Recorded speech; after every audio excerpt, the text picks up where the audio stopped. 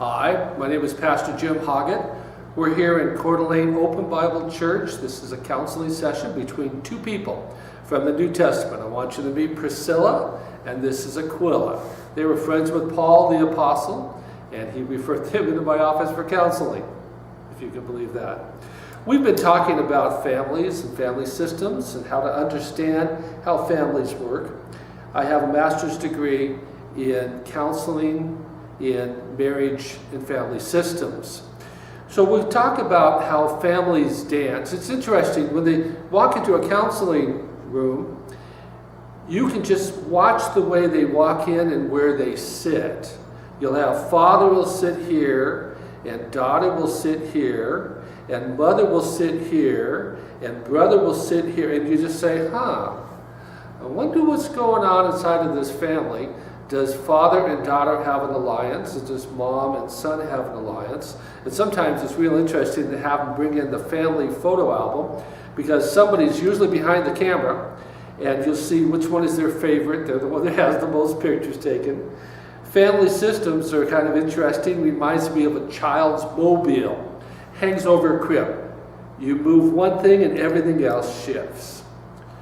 One of the reasons why they started thinking in terms of understanding families happened with a little girl. There was a little girl who was in a mental institution. And every time they would give her a leave for the weekend to go home and be with her family would mess with her thinking again, and she'd come back worse than she was when she left. So they said, well, what's going on with this family that would produce this kind of effect inside of this child? One day they were watching the mother as she came into the visiting room at the mental hospital. And mom says to the child, "Oh, I'm so glad to see you." Child puts out its arms and runs towards mama. As soon as mama gets hugged by this child, for some reason she stiffens up. And everything inside her body says, "Go away. I don't want to have you." The rejection was the feeling. And the little child is just going crazy. What? And so the child would turn around and want to walk away, and mom would say, "What's the matter? Don't you want to hug your mommy?" And the professor literally did this. He says, when the child walks away, she says, "This is crazy.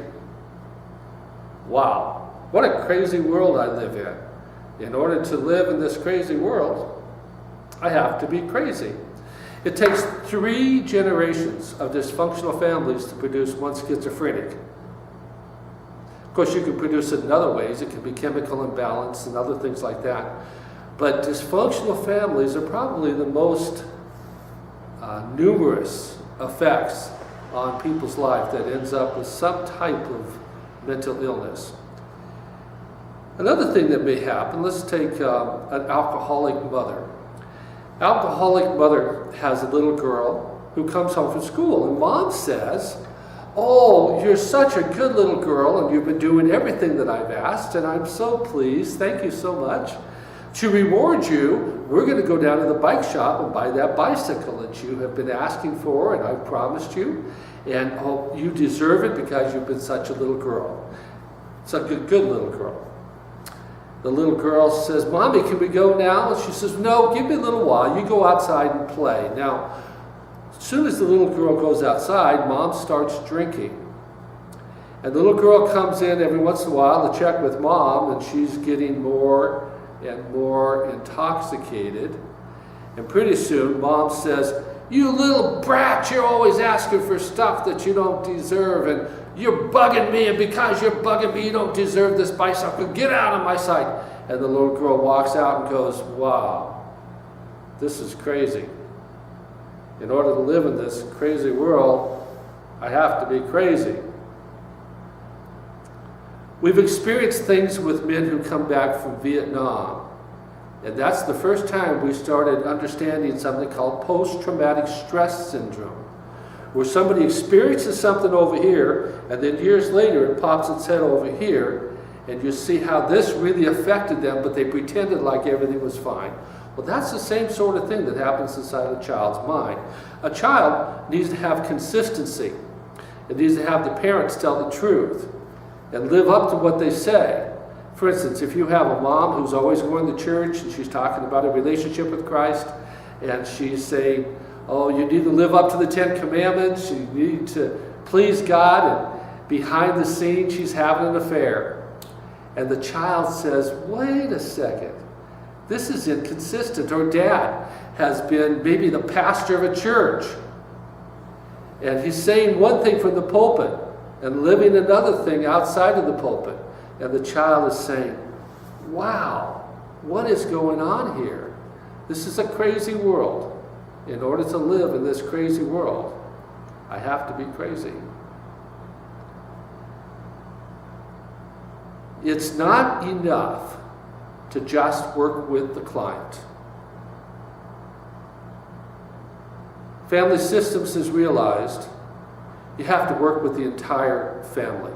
Now, Alcoholics Anonymous has this thing where they say, we'll work with the alcoholic, he has a problem.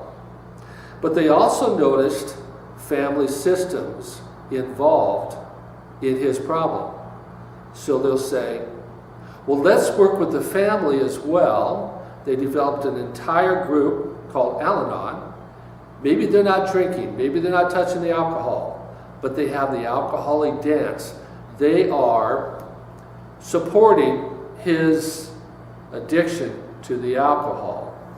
They're just as sick as he is.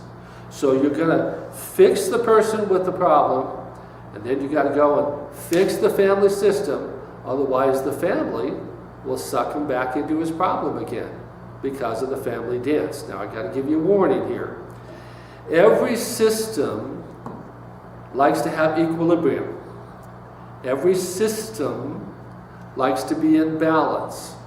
And once a system is in balance, when somebody begins to make some progress and to make some changes and dance a different dance, the system will try to suck them back in to what they knew before. It's familiar territory. It feels like home. It's what everybody knows. And so they'll try even harder to try to suck him back in to what they are familiar with, to what feels like home. And the progress has to happen on both sides, because very few people can withstand that kind of difficulty. One more thing about family systems before we go. I had a professor in seminary who got in trouble with her family because she went and got a PhD. Her family would not accept her now because she's educated. None of the rest of them had ever received a PhD. None of them had ever gone to college. So, what do you think you are? Better than we are? And she was being persecuted for getting an education because it was against the family system. Okay, we will pick this up again next week. Thank you.